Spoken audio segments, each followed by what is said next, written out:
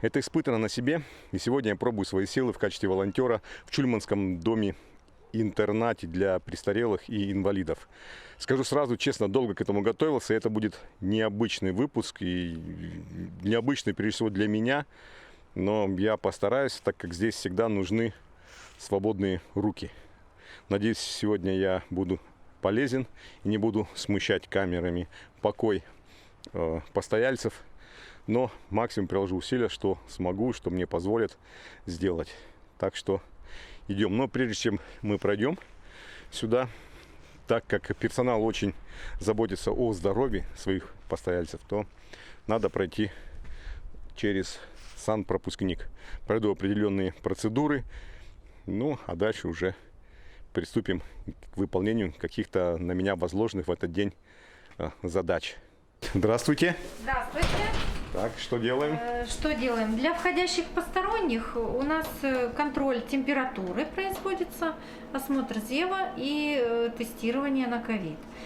Плюс еще мы всегда требуем справочку о вакцинации или ревакцинации. Либо, если человек переболел, то справочку о том, что он переболел не ранее, чем 6 месяцев. Есть QR-код.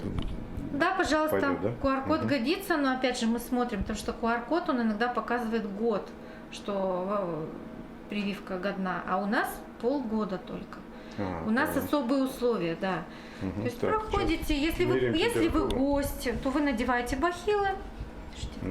Так, ага. Да, надевайте бахилы, сюда проходите. Так, бахилы я одел. Персонал заходит, оставляет свою обувь уличную здесь, сменка, надевает да, сменную, конечно. Значит, здесь мы снимаем верхнюю одежду. Для в чехлах она у нас есть, хранится. Для входящих посторонних, значит, мы, особенно в холодное время года, мы сразу температуру не измеряем. Потому что будет ложный результат, ложно положительный. То есть ждем немножко. Человек разделся, минут 5 посидел, измеряем температуру. Измерили. Значит, при необходимости сделали тест. Вот здесь у нас есть тест системы. Вот.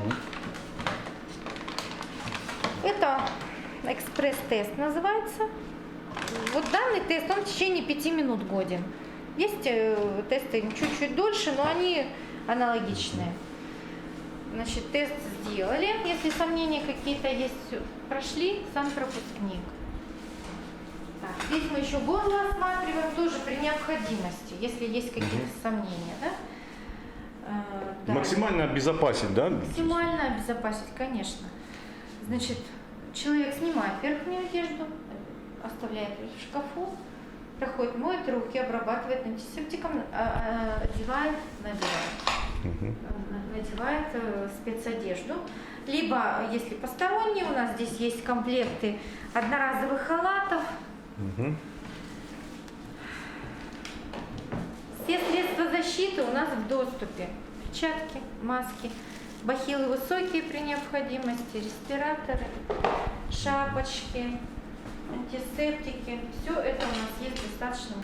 Ну вот, друзья, покуда я сейчас буду проходить все эти процедуры, потому что объект серьезный, как я говорил, персонал очень заботится о состоянии здоровья своих пациентов, так сказать, прихожан или как проживающих, постояльцев, можно сказать. Да. И мне сейчас немножко неудобно будет и снимать, и говорить, рассказывать, поэтому и тут мне сказали, что мне выдадут спецодежду и все средства индивидуальной защиты. Максимально. Сейчас мы начнем тестироваться.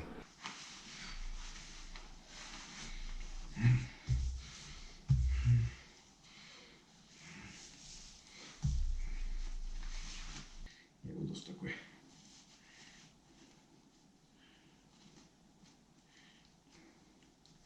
Не знаю, как там со стороны выглядишь. Так. Ну, конечно, обязательно это маска.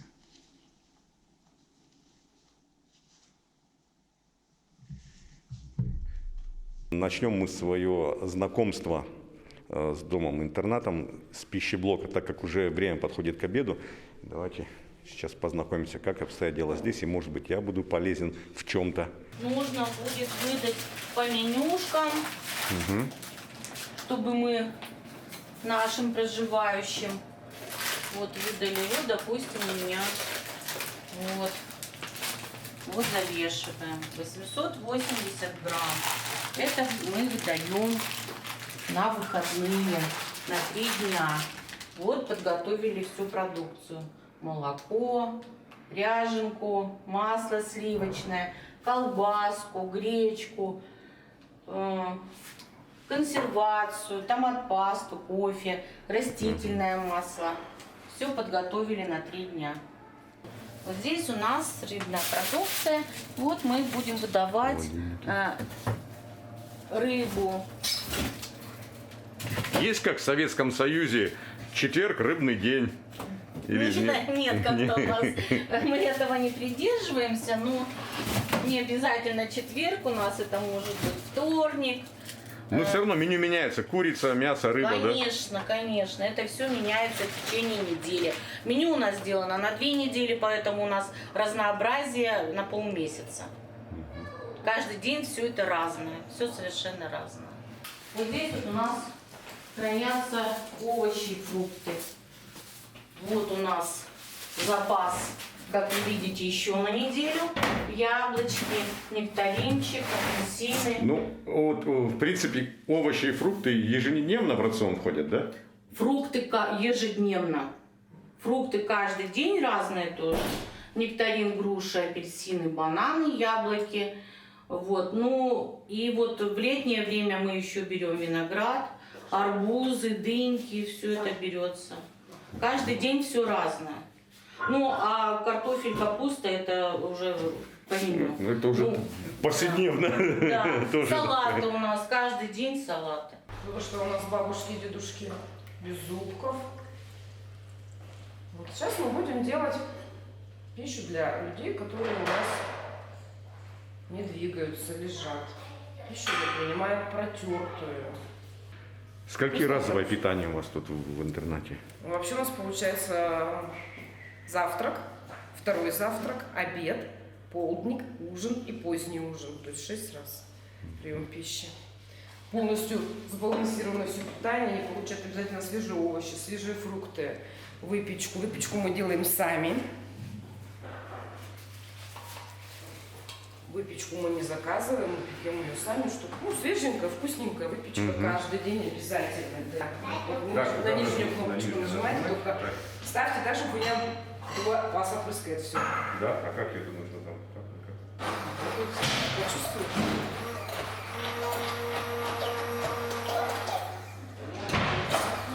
Да, обязательно, чтобы все кусочки, все, что размало у вас. Делаем мы пищу немного раньше, потому что надо, чтобы она немножко подостыла, потому что самостоятельно не подуть, допустим. Ну да, чтобы не горячее было, да? Да. Девочки, которые кормят, они же не могут им тоже в тарелочку дуть, поэтому мы немножко остужаем и раздаем. Порция обязательно вся соответствует весу положенному. Все как надо. Второе То есть блюдо. сейчас пройдемся по ингредиентам. В это пюре у нас входит мяско тушеное, да? Да, вот у нас такие, котлетка сегодня по меню идет, Котлетка. капустная, ну мы сделали наггетсы, маленько разнообразить, чтобы им, так сказать, вид блюда. Вот, ну, соответственно, туда вошел обязательно же хлеб, обязательно хлеб. Вот. Сейчас мы будем делать первое блюдо, это будет у нас фасолевый, также мы туда добавим хлеба обязательно, также все это перемолим. Тоже овощное будет, да? Ну, на мясном бульоне у нас. На мясном, да, мгм. да, обязательно. Это те, кто в состоянии, приходят сюда и здесь уже самостоятельно принимают пищу, да? Сейчас вот компот разольет, сколько тут человек есть, я расставлю. Девочка, дойди моя. Вообще по кухне нарекания бывают у постояльцев? Нет. Ни разу, да? Нет, они наоборот. Вот сейчас они придут, покушают, потом они прям так благодарят. Благодарят настолько, что прям душевно. Какая-то дополнительная мотивация, да? Появляется Это всё, работать это дальше, как делать. грамота, как награда. Вот. Так, и- Будет делаться сейчас первое блюдо. И пока это все остывает, мы разольем компотик. Компотик у нас тоже для диабетиков будет разливаться. Без сахара, да? Да, без сахара, потом мы добавляем эту кастрюлю сахарный сироп, разводим и разливаем остальным проживающим. Как бы, если у нас кисель в меню идет, если кисель, то тогда диабетикам у нас выдается либо сок, либо чай с молоком, то есть там в зависимости от меню. То есть думается о каждом проживающем обязательно, потому что у нас, допустим, вот есть проживающие, которые, ну, как сказать, ну, с капризами их нужно понять. Допустим, что вот им... Привередливые, наверное, да? Да, мне даже как правильно слово подобрать. Их тоже понять всех можно. Допустим, вот она тоже у нас лежит, и ей надо как бы пищу протертую есть, но она ее не хочет. Ну не нравится, ну невкусно человеку, не хочет что-то такое. То есть мы начинаем уже что-то там придумывать, где-то что-то там мельче резать, где-то что-то как-то, где-то как-то по-другому что-то ей приготовить. Что. То есть у нас получается подход в питании каждому проживающему. Индивидуальный, Можно даже сказать так, да. Допустим, кто-то с подливкой любит, кому-то вообще подливку не любит. И мы вот даже знаем у каждого какие вкусы, кто что любит, кто что предпочитает.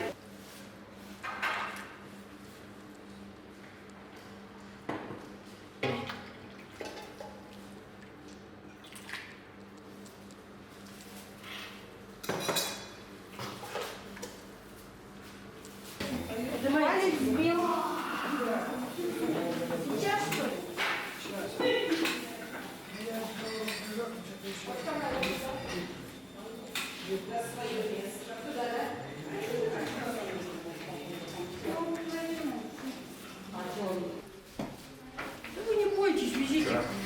Что, друзья, вот такая доставочка у нас внутрикорпусная. Вам кажется, прям как поезд. Тихо.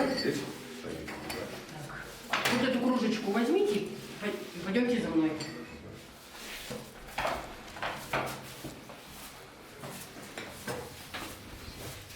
Здравствуйте. Ну вот, заноси уже такую же беленькую.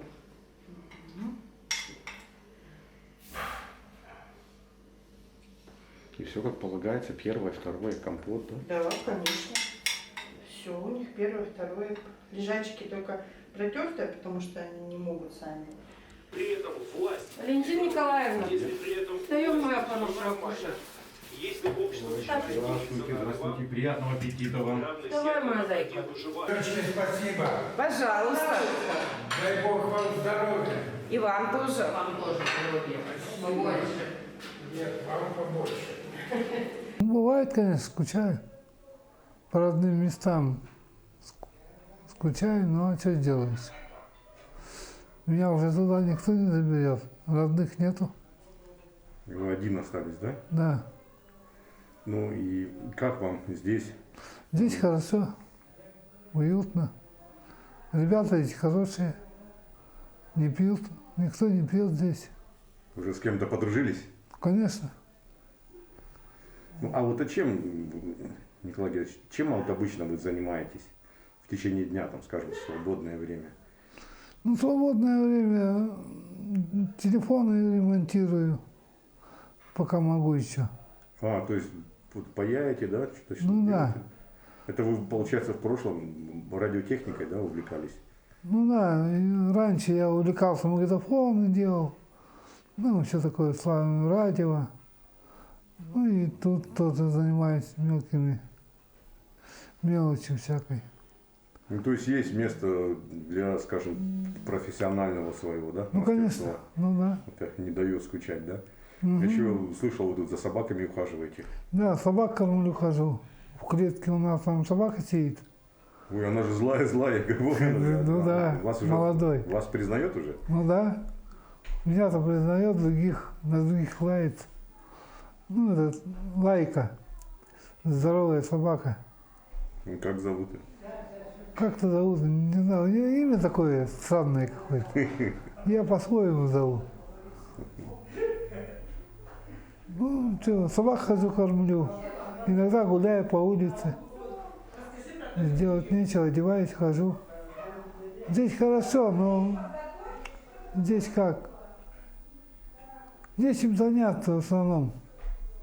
если занимаюсь там телефонами, но они не всегда у меня бывают.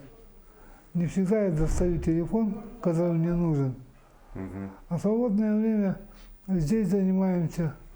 Здесь девушка работает с нами. Мы здесь. Вот у тебя какая-то библиотека, да? Да, здесь библиотека, книги. Но у меня зрение плохое, я книги не могу читать. Какие-нибудь настольные игры, может? Да, вот настольные игры играем. Пешки, шашки, домино. И включим ему массаж. Сейчас. А нравятся такие процедуры? Конечно, нравится. Ну и полезно, да? И полезно, естественно. Вот, видите, что говорит? Ему хорошо. Все, Сергей Иванович, сидим. Но мне сказали, что здесь дом престарелых есть. Ну и вот так я сюда и попала в дом приютил. Благодарю Бога, что для нас вот дома хватали для престарелых и людей. Государство что-то за нас, вот дома нам, что нам вот условия, ухаживают за нами, кормят нас, все обувают, одевают, все ухаживают за нами. Вот. Так что, слава Богу, а здоровья уже нет. Я 31 года, мне живу 91 год. Все. Мне самой страшно становится, что только прожила. Я 35 лет, у меня чистый стаж. В лаборатории работала, в нефтяной, анализы делала. Жить-то надо, жизнь движется, что ж, слава Богу, все. И вас благодарю за труд заранее, здоровья, крепость сил, что не за... Гигиенные процедуры у нас какие? В основном это раздача медикаментов, утренний обход, вечерний обход, измерение температуры, измерение давления, оценка состояния проживающего. Ну и там по необходимости, да, что-то там, где-то перевязку сделать. У них очень ранимая кожа, например, да, где-то там поцарапался. Контроль за состоянием кожи у тех, кто в памперсах. Обязательно, потому что бывает риск развития пролежней. И все, в основном вот по состоянию. Смотришь и работаешь, уже исходя из того, что вот сегодня хорошо, а завтра не очень. Значит, ликвидируешь это состояние. А врачи на помощь приходят, да, если вдруг что-то такое, не дай бог, У конечно? нас, к сожалению, нет врача здесь. Есть только медицинские сестры, хотя есть ставка, полставки. Но у нас есть участковый врач, с которым мы всегда на связи. То есть она приходит, да? То есть... Она приходит по необходимости. По вызову, да? Да, по вызову. Ну и на связи, если что-то вот просто можно онлайн решить, решаем онлайн. Еще вот у нас есть такой холодильник, это подарок спонсоров. Он специально предназначен для хранения медикаментов, у него нет на двери полок. То есть специальный холодильник для медикаментов, не бытовой, да? Нет, не бытовой. Видите, у него каждая полочка изолирована, чтобы при открывании быстренько взял и температура не изменилась. Это называется термолобильные препараты, то есть которые именно должны в холоде храниться. Ну, при определенной температуре там. Морозилка, то есть при необходимости мы бы могли хранить даже вакцины, но поскольку мы не можем, у нас нет разрешения на такую деятельность, ну, в принципе, вот гордость наша. Все, видите, электронное табло. Вот, замечательная штука. Еще у нас вот такой холодильник есть. Тоже не у всех есть. Тоже подарок спонсоров. Это холодильник для хранения отходов класса Б, то есть использованных шприцев, перчаток, масок, халатов. Те, что обработаны. Вот, там даже бактерицидная лампа есть. Вот, тоже. И вот он даже желтого цвета специально, так как отходы класса Б это желтая маркировка, вот и даже и холодильник сам желтая маркировка. То есть чудо просто. В таком виде можно неделю хранить. До утилизации, да, До получается? утилизации, да. Тогда как если вот в обычных условиях, да, надо утилизировать сразу, возить, это очень проблематично. А здесь мы раз в неделю вывезли, то есть это менее расходно для нас, менее суетно. Булочку. Пекем булочку. Да. Так, моя задача. Булочку. Ваша задача, ну, как бы уже тут готова сама форма, тогда вам главное сейчас сделать из нее, ну, красивую такую булочку. То есть, ну, ничего сложного, все проще простого. Обрезаем, переворачиваем, ну, хвостик подгибаем, да?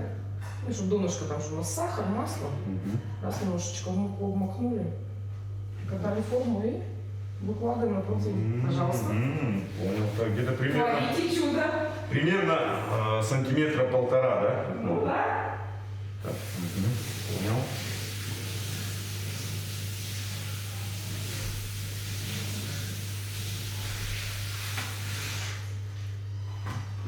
Ой, вот. Хвостик внутрь. Надо было сначала хвостик. Ничего страшного. Так. Что он просто, по-моему, горячего не растопился. Чуть-чуть маленько на меня булочку. Ну да. Так. Наше пространство. Ну, да эти тоже можете не против положить, кто хочет. Ага. Да не уже все, как будто я сделал. Конечно. Раз. Тут еще он как сделал. Вот так. Так.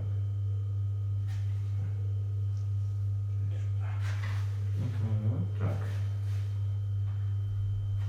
Смели. Ну, чтобы нет. Так. Где кончик у вас?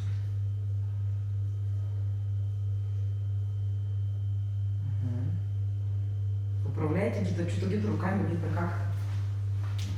Понял.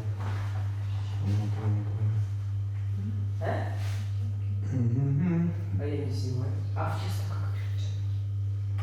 Так. Я чего ушла? Я весь процесс. Причем- без перчатков была. Причем у меня даже когда-то в прошлом году был выпуск по хлебозаводу. И вот даже в том выпуске у меня не было возможности именно изготовить хлебобулочные изделия. А тут, пожалуйста, спасибо. Так, сейчас мы быстро. Надо перчатки одеть. Ну, как и тесто. Руки чистые, ну? Внутри. Обязательно.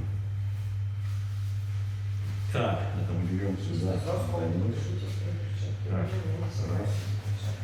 Раз. Два. Булочки, булочки. Булочки, булочки.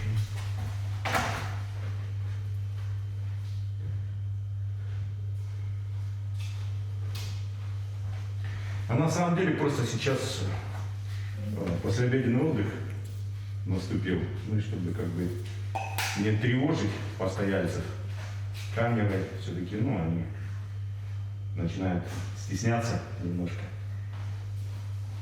Пусть отдохнут, а я сейчас вот помогу, чем смогу, так сказать, на кухне. Так, ну вот, принимайте. Похоже ли? Ну, что-то у вас какие-то такие слишком пышные, а у меня они видно. Ну, они, подождите, сейчас тесто отдохнет после того, как его шевелили, они тоже такие станут. Так, и мажем как? Давайте я покажу. Убиваем. Ну и красим. В детстве кисточками красили альбомы. Конечно. Ну, нечто подобное разукрашки. Вот так вот раз. И все. Вот маленечко так подбили. Это потом на выходе что будет? Она как Чтобы корочка была, да, золотистая, красивая. Пожалуйста, творите. Все.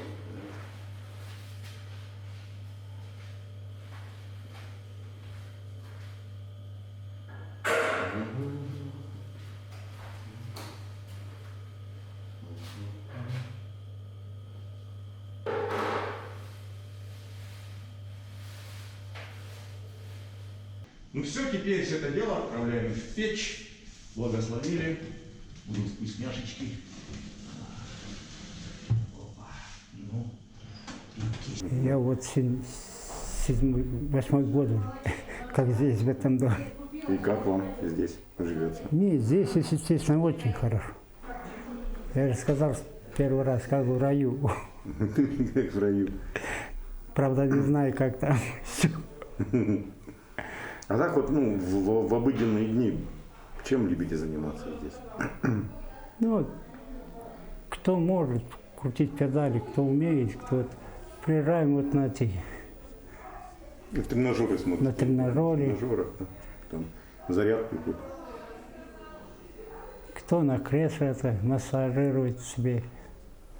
Какие-нибудь игры, там, шахматы? Вот домино? шашки играем часто, кроссворды. Здесь друзья появились? Ну, естественно, появились и друзья, и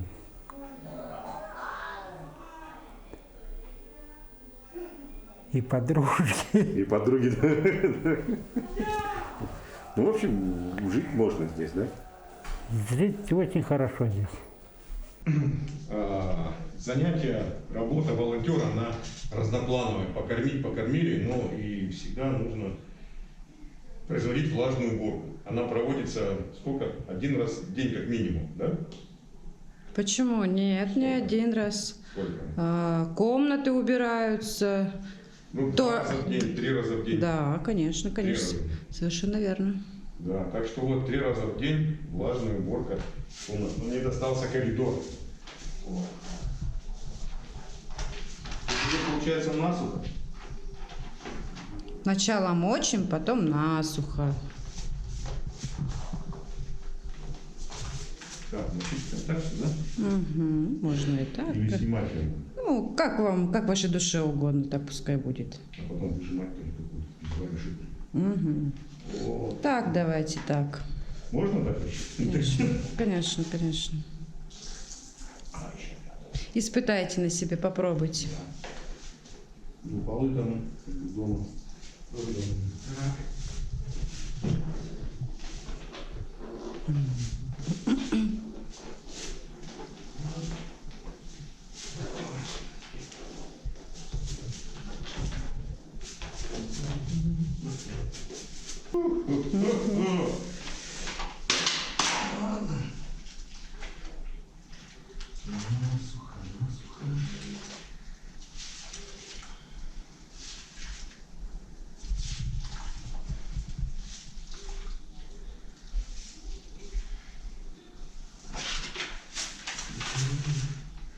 Процедура, которая необходима минимум 3 раза в день.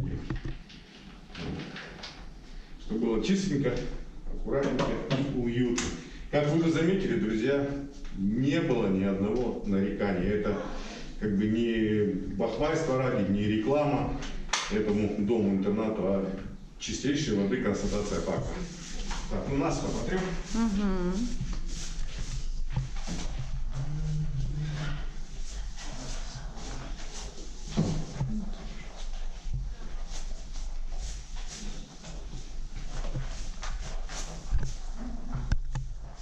— 30 койко-мест. Все забиты на сегодня. На сегодня 29 проживает. Одно у нас есть свободное женское. И что нужно для того, чтобы сюда определился, да, человек, чтобы попал? Ну, вообще очередь министерская. Да? Министерство труда и социального развития ведет эту очередь, то есть очередь со всей республики. А граждане, которые обращаются в город Нерюнгри, управление социальной защиты, с пакетом документов попадают в эту очередь. Ну, естественно, То есть, получается, придется ждать. Не обязательно это кто-то из близлежащих поселков, да? То есть Как правило, это совершенно наоборот, республики, потому да? что у нас уроженцев Чульмана или Нерюнгринского района мало, очень мало. А по персоналу, да, работы сколько тут у вас штатных единиц? 26 штатных единиц персонала, все мы живем в Чульмане, ну, за некоторым исключением. Я вот на себе сегодня некоторые моменты и попытался испытать, да, друзья, но работа очень такая ответственная, прежде всего, ну и какие-то есть сложные моменты. Ну, вот как в целом персонал у вас, как у вас коллектив? Вот я работаю здесь уже почти 5 лет. И за 5 лет коллектив сложился, надо сказать. То есть определенная утечка произошла, но это нормальное явление, потому что, ну, правда, не каждый может сказать, что он способен, что он будет терпеть все тяготы и лишения, как говорится, потому что это непростая работа, глубоко непростая, как может показаться. Здесь действительно нужно определенный склад души иметь. И вот кто остался из девочек, то да, они здесь и останутся, я думаю, еще много-много лет будут работать. Вот еще такой вопрос. Да, вот, что нужно сделать, скажем, волонтерам, да, чтобы прийти на помощь к вам? Потому что я так понял, что руки лишними здесь не бывают никогда. Никогда. Вот, например, у нас очень много есть волонтерских движений, да, слава богу, в Нерюнгринском районе. Вот такой некий посыл, что нужно для того, чтобы они могли обратиться к вам и принять участие непосредственно в каких-то помощи. Помощь, конечно, нужна, безусловно, руки лишними не будут. Но больше это, наверное, касается просто даже общения с проживающими.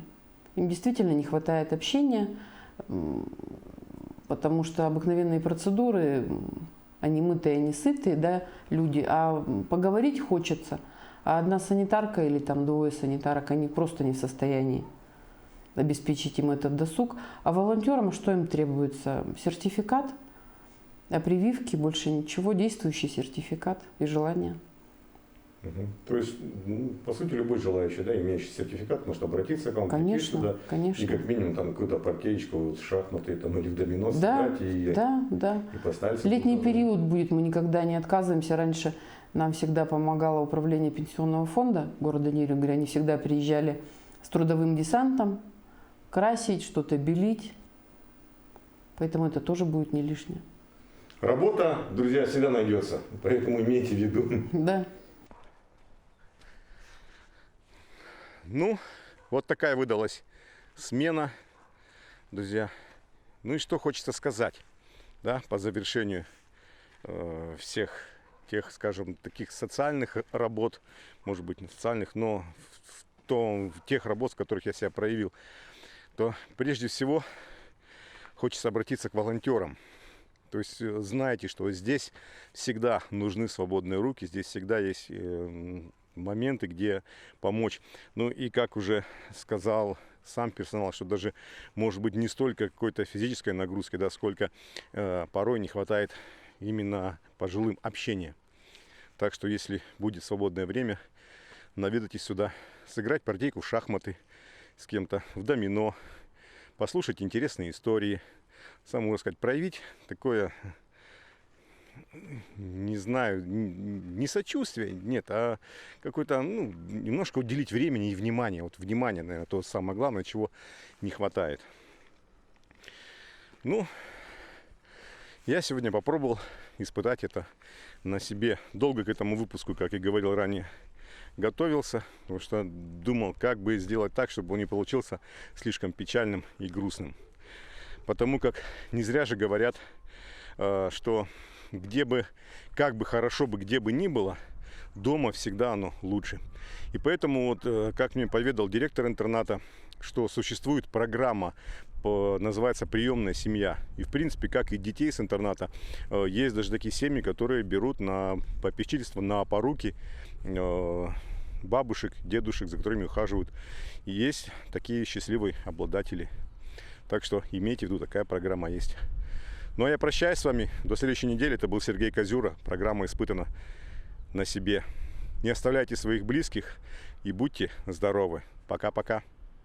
Да, всем чего-то не хватает. То снег зачем-то быстро тает, то утро поздно настает, то теплых дней не достает. Всегда чего-то недостаток. Но проживая дней остаток, вдруг вижу, недостатка нет. Ни в чем, лишь не хватает лет. На то, чтоб перестать сердиться на жизнь, а ею насладиться.